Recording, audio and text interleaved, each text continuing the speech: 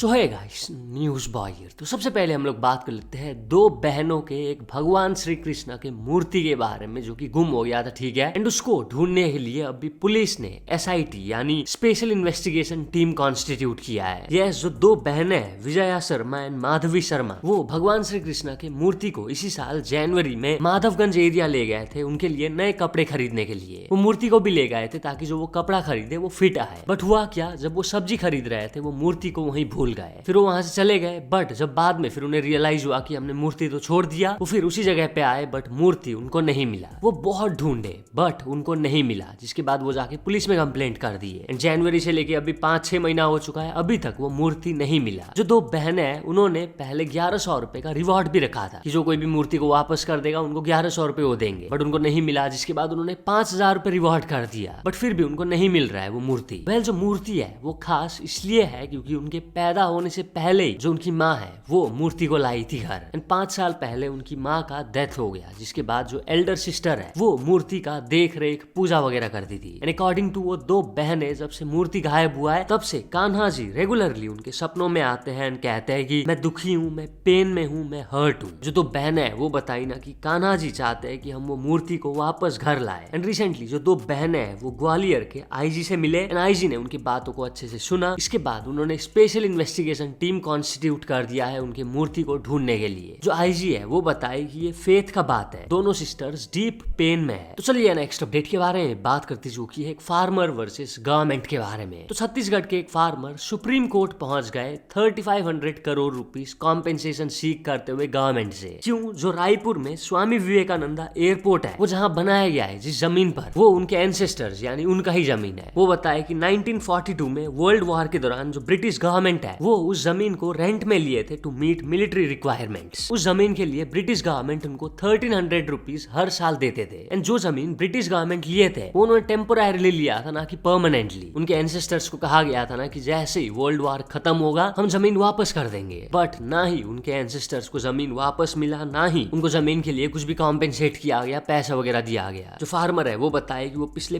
35 साल से इस केस को लड़ रहे हैं। उनके पास कई प्रूफ्स भी है कि वो जमीन उनका ही था करके। जो डॉक्यूमेंट्स उनके पास है वहाँ साफ लिखा गया है कि वो जमीन किसी ने भी परमानेंटली एक्वायर नहीं किया है। वो बताए कि वो पिछले 35 सालों से जो केस लड़ रहे हैं उसमें अभी तक उनका 15 से 20 करोड़ रुपए खर्च हो चुके हैं। अच्छा, जमीन कितना है? 30 एकड़ से ज्यादा। तो उस जमीन के लिए जो फार्मर है वो गवर्नमेंट से 3500 करोड़ रुपीस सीख कर रहे हैं इस कॉम्पेंसेशन। तो चलिए नेक्स्ट अपडेट के बारे में बात करते जो कि पृथ्वी शॉ एंड आकृति अग्रवाल के बारे में। पृथ्वी शॉ आपको पता होगा क्रिकेटर है, एंड आकृति अग्रवाल बता दूं पृथ्वी शॉ की होने वाली वाइफ थी इसलिए बोल रहा हूँ क्योंकि सीन हो गया भाई भयंकर। इसी साल मार्च में बता दूं पृथ्वी शॉ एंड आकृति का एंगेजमेंट हुआ था, बट अभी हुआ क्या, आकृति ने पृथ्वी शॉ को इंस्टाग्राम से अनफॉलो कर दिया है। ऑल्सो एंगेजमेंट के जितने भी फोटोज वो पोस्ट की थी उसको भी वो हटा दी है। इतना ही नहीं, वो एक क्रिप्टिक इंस्टाग्राम स्टोरी पोस्ट की थी लिखते हुए मैं बहुत बार चीट हुई, इसके बाद भी मैंने एक शब्द नहीं बोला। स्टिल मैं बिलीव नहीं कर पा रही हूँ that after taking one step ahead everything is true,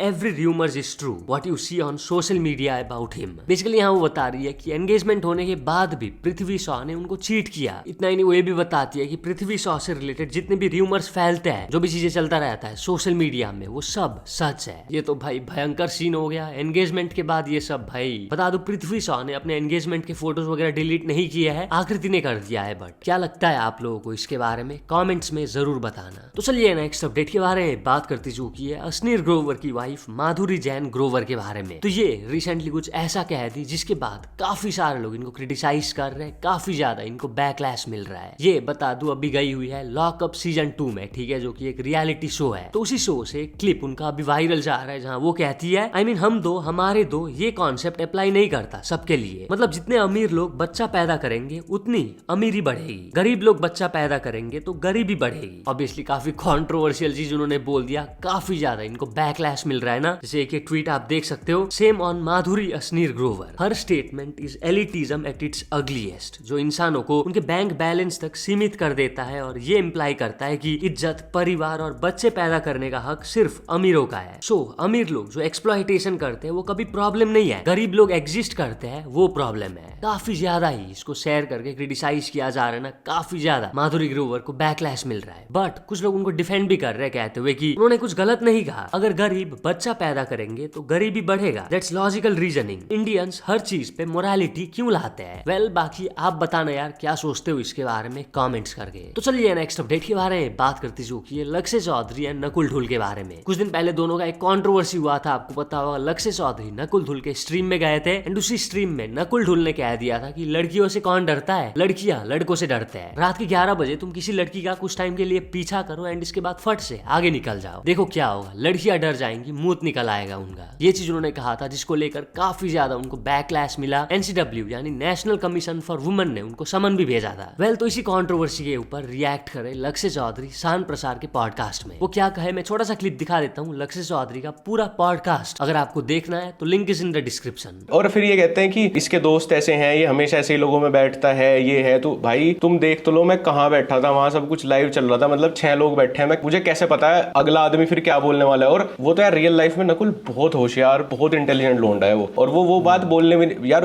उसमें दिमाग नहीं है क्या? मतलब मैं डिफेंड नहीं कर रहा, पर उसमें भी दिमाग है, उसे पता है उसका। उसे लगा कि भाई फ्री फ्लो में ऐसी बात बोल देगा और वो आयरोनिकली फनी लग जाएगी। और क्योंकि वो ऐसा कह रहा था ना, लड़कियों से क्या डरना है, यहाँ तो लड़कियां खुद इतनी डरी हुई हैं, वो वाली बात। पर वो भाई कुछ लोगों के लिए वो पहली बार था ना कि इतनी ब्रूटली किसी ने ऐसी बात बोल दी। तो नहीं तो नकुल की ऑडियंस में समझना इतना आसान नहीं होता ना। नकुल की ऑडियंस में वो रील रहती, वो कभी भी उस पे उल्टी ना पड़ती, वो हमारे वालों के सामने चली गई ना। तो वो लाइव तुम्हें हटाना पड़ा था, क्या सीन हुआ था? एफआईआर आई थी, कुछ हुआ था? कुछ सुओ मोटो वगैरह हुआ था नकुल के नाम पे, क्योंकि मैं कुछ बोला नहीं था तो मेरे नाम पे तो क्या ही करते, चैनल भी नकुल का था, तो वो तो मैंने फिर ज्यादा पूछा नहीं क्या हुआ। पर हटाई तो नहीं थी उसने वीडियो। यार वीडियो हटा देते तो फिर एक ऐसा हो जाता ना कि जब उसे पता है कि मैंने इंटेंशनली कुछ गलत नहीं बोला ना, मेरा वो इंटेंशन था ना, मैं ऐसा इंसान हूँ, फिर आप उस चीज को, क्योंकि आपको कुछ और करने को नहीं मिल रहा इंटरनेट पे, और वो बात एक हफ्ते बाद फिर बादशाह का टटीरी पकड़ लिया, फिर नकुल को भूल गए सब, फिर बादशाह ही गाना मारने लगे। तो वो इंटरनेट को हर हफ्ते कोई नया टारगेट तो चाहिए ना, इतने फ्रस्ट्रेशन है सब है। और नकुल के अगेंस्ट कुछ मिल नहीं रहा था ना किसी को, इतने टाइम से मार रहा था सबकी 2 साल से, तो वो पहली बार हत्ते चढ़ गया। ऑल्सो नकुल ढुल का बात हो ही रहा तो बात कर लेते हैं उनके ही बारे में। तो नकुल ढुल फिर से ट्रोल किए बियर बाइसेप्स को। क्यों? मैं सीधा वीडियो दिखा देता हूँ, कॉन्टेक्स्ट आपको समझ आ जाएगा। एनल होता है क्या इंडिया में? मतलब इंडिया में होता है। अबे भाई ये क्या बंदा है यार, अनआर्निकली फनी है यार ये। नहीं भाई बैन है इंडिया में, एनल बैन है, भारत सरकार ने करा था लीगल। और तुझे याद है एक बार हरियाणा पंजाब से बुढ़े आगे बैठ गए थे, उनको पसंद नहीं था एनल, वो 1 साल तक उन्होंने रोड बंद रखा था, वो इसीलिए था प्रोटेस्ट, तो एनल बैन करवा के गए थे वापस। इंडिया में एनल होता है।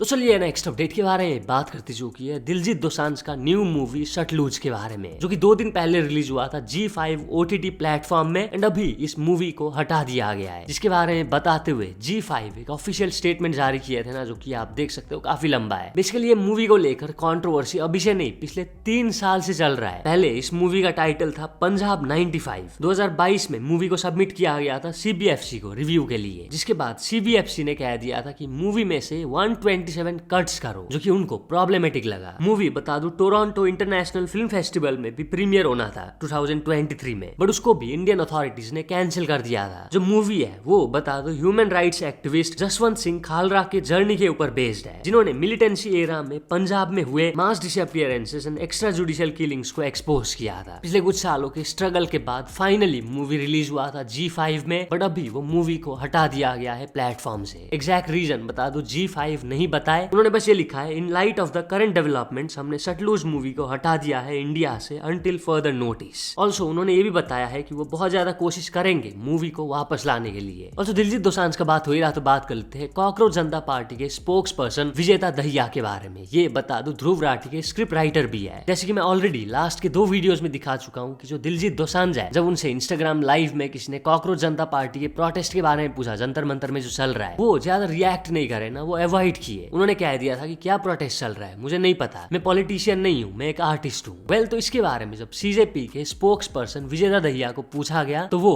ये कहे। आपने भी दिलजीत दोसांझ का स्टेटमेंट सुना, उन्होंने अपने लाइव वीडियो में कहा कि मुझे मतलब प्रोटेस्ट के ऊपर कुछ बोलना ही नहीं, जंतर मंतर पे क्या हो रहा है, मैं आर्टिस्ट हूँ, मैं आर्टिस्ट ही रहना चाहता हूँ। तो फिर मुझे दिलजीत दोसांझ पे कुछ नहीं बोलना है, उससे हमसे कोई मतलब नहीं, दो हमें उससे कोई मतलब नहीं, भाड़ में जाए, अनफॉलो करो।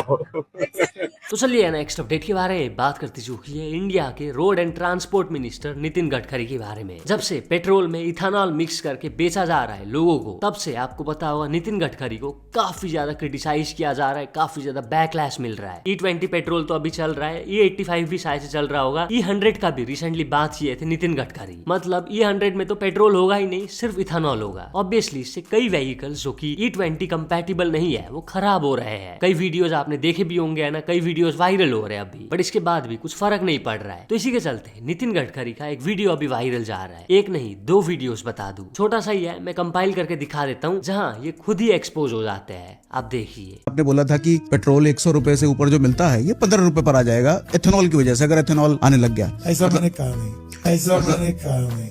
आप 120 रुपए जो पेट्रोल ले रहे हैं उसका भाव हम 15 रुपए लीटर करेंगे।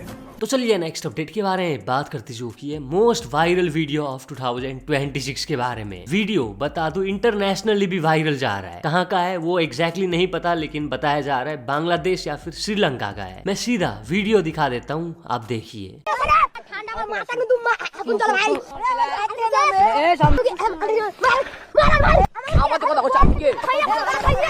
भाई अब पता नहीं भाई बंदे ने बच्चे को क्यों फेंका, क्या था सीन, कॉन्टेक्स्ट क्या है वो नहीं पता। काफी ज्यादा ही इस वीडियो को शेयर किया जा रहा है। और जो वायरल वीडियो का बात हुई रहा तो बात कर लेते हैं एक और वायरल वीडियो के बारे में। तो क्या लखनऊ के एक 7 साल के बच्चे ने रैपिडो बुक किया रात के 1 बजे जब उसके पापा सोए हुए थे। एंड क्यों बुक किया रैपिडो रात के 1 बजे? 7 साल के बच्चे ने चाय पीने जाना है उसको। एक वीडियो इससे रिलेटेड जो वायरल जा रहा है, आप देखिए। हेलो हेलो सर, मैं लोकेशन पे खड़ा हूँ।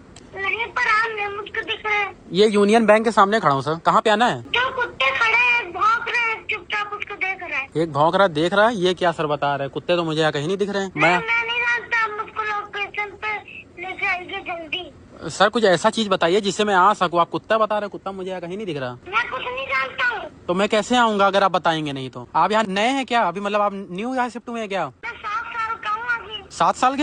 हाँ। तो इतनी रात में रैपिडो क्यों बुक किया आपने? मुझको चाय पीने जाना है। इतनी रात में आपको चाय पिलास लगी है? 12 बज रहा है, 1 बजने वाला है। आपके पापा कहाँ है? आओ जल्दी। आपके पापा कहाँ है? ठीक है। नहीं तो उनको जगाइए, ले जाइए, ठीक है ना? आप चोरी चुप के जा रहे हैं, उनको पता है इस चीज का? नहीं वो सो रहे हैं। सो रहे तो पहले उनको जगाइए, ठीक है ना? मैं ऐसे नहीं आऊंगा, माफ करना मुझे। ठीक है मत आइए। हाँ बेवकूफ बच्चा, इतना छोटा होके बताइए 7 साल का बता रहा है रैपिडो बुक किया, फिर अपनी लोकेशन नहीं बता पा रहे। उसके बाद हमसे कह रहे कि अपने मतलब रखो, मुझको चल के ड्रॉप करो। कैसे कैसे राइड मिल जाती है बताओ? रात में 1 बजे जा रहे चाय पीने। वेल ये वीडियो शायद से स्क्रिप्टेड है, क्योंकि ये जो रैपिडो राइडर है वो ऐसे ही वीडियोस वगैरह पोस्ट करता है अपने चैनल पर, इंस्टाग्राम पर। ऑल्सो बच्चे का बात हुई रहा तो बात कर लेते हैं एक बच्चे के बारे में जिसको उसके फादर ने मेडिकल स्टोर भेजा कॉन्डोम खरीदने के लिए। एंड क्या कह के उसको भेजा था फादर ने, आप देखिए। ये आए हैं भाई साहब दवा लेने। ये दवा इनके पापा ने मंगवाई है। ये देखिए। किसने मंगवाई ये दवा? पापा ने। क्या कहा था पापा ने? पापा ने कहा था ये दवाई लिया। ये दवा ले आओ। तो ये इनके पापा ने दवा मंगवाई है, ये दवा देना है इनको।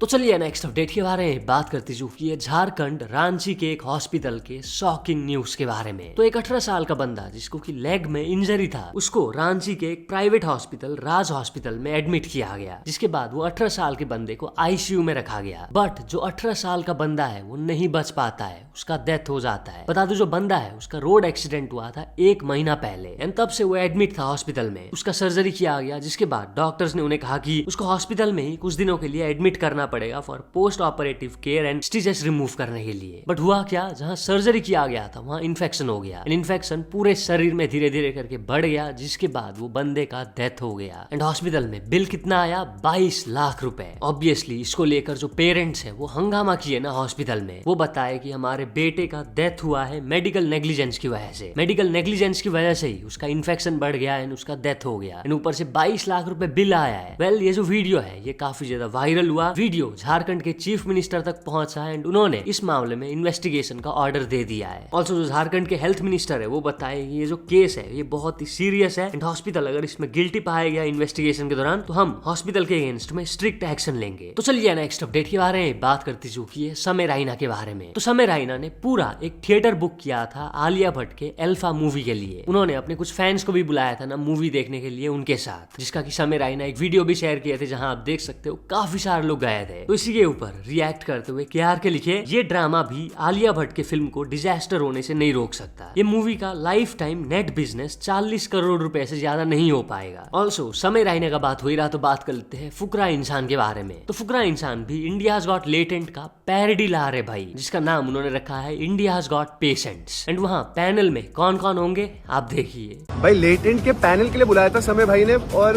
अवनी तू भी आई आज? मुझे भी बुलाया हुआ है। मजाक कर लेंगे ना? हाँ चलो भाई, भाई अलग सा ही लेटेंट है यहाँ पर। हैबिटेट की जगह F है, और उसके अलावा गेस्ट दिखाता हूँ रुको। कौन है? गेस्ट नंबर 1 ये कौन है? ये तो ट्रिगर्ड इंसान है ना। भाई ये तो नकली वाला है, ये असली वाली हूँ, ये लेटेंट नहीं, ये लेटरिन है।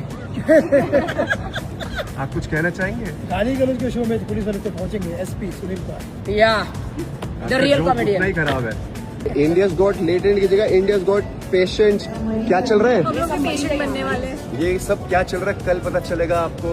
See you tomorrow। आप क्या करने आए हैं? पेशेंट हो गई पेशेंट। ऑल्सो शो का बात हो ही रहा तो बात कर लेते हैं भुवन बाम के बारे में। तो भुवन बाम भी अपना अपकमिंग प्रोजेक्ट का टीजर पोस्ट किए अपने इंस्टाग्राम में। उनका जो अपकमिंग प्रोजेक्ट है उसका टाइटल होगा सरकार। अब क्या है सरकार, कोई सीरीज है, रियलिटी शो है, या फिर कुछ और बिजनेस है, वो अभी तक पता नहीं चला है। जैसे पता चलेगा मैं बता दूंगा यार। तो चलिए नेक्स्ट अपडेट के बारे में बात करते जो की है आमिर खान के बारे में। तो रिसेंटली आमिर खान ने किया अपना तीसरा शादी, इसके साथ गौरी। एंड वो शादी में आमिर खान की जो सेकंड वाइफ है किरण राव वो नहीं गई। यस, आमिर खान की जो फर्स्ट वाइफ है रीना दत्ता वो अटेंड की शादी, पर उनकी second wife Kiran Rao attend नहीं की। क्यों, वो मुझे कैसे पता होगा भाई। तो चलिए नेक्स्ट अपडेट के बारे में बात करते जो की है सिया एंड केतन के केस से रिलेटेड एक अपडेट के बारे में। तो रिपोर्टेडली पुलिस ने सिया के फोन से एक डिलीटेड चैट रिकवर किया। एंड वो चैट अभी वायरल जा रहा है, जहाँ सिया अपने एक फ्रेंड को मैसेज की थी लिखते हुए आधार कार्ड का फोटो भेजना फ्रंट एंड बैक दोनों का वेडिंग टिकट्स के लिए, जो होने नहीं वाली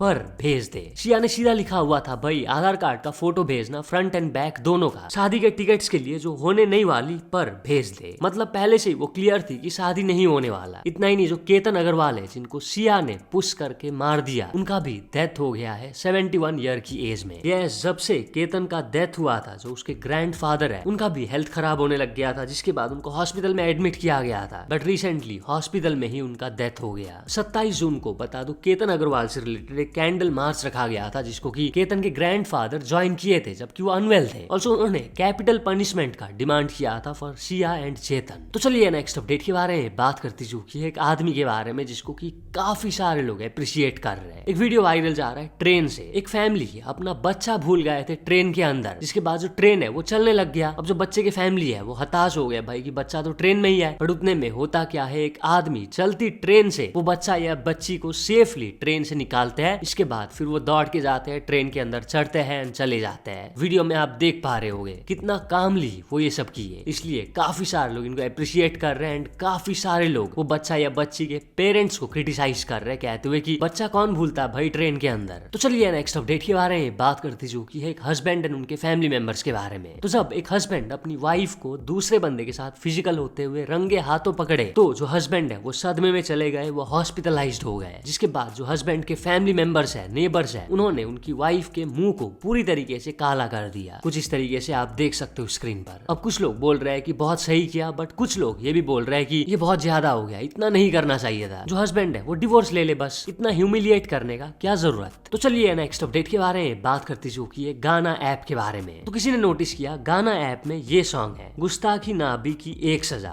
सर तन से जुदा। जिन्होंने नोटिस किया अंशुल सक्सेना, वो फिर गाना को टैग करते हुए लिखे तुम सर तन से जुदा सॉन्ग को क्यों प्रमोट कर रहे हो अपने प्लेटफॉर्म में। ये स्लोगन एक ओपन कॉल है to behead anyone. Kanhaiya Lal के सिर को काटा गया था ऑन कैमरा, यही कह के सर तन से जुदा। खैर अंशुल सक्सेना के ये ट्वीट करने के कुछ घंटे बाद जो गाना ऐप वाले है वो इस सॉन्ग को अपने प्लेटफॉर्म से हटा देते हैं। तो बस आज के लिए बस इतने अपडेट्स थे। अगर तो वीडियो पसंद आया तो लाइक जरूर कर देना। मिलते हैं अपने नेक्स्ट वीडियो में।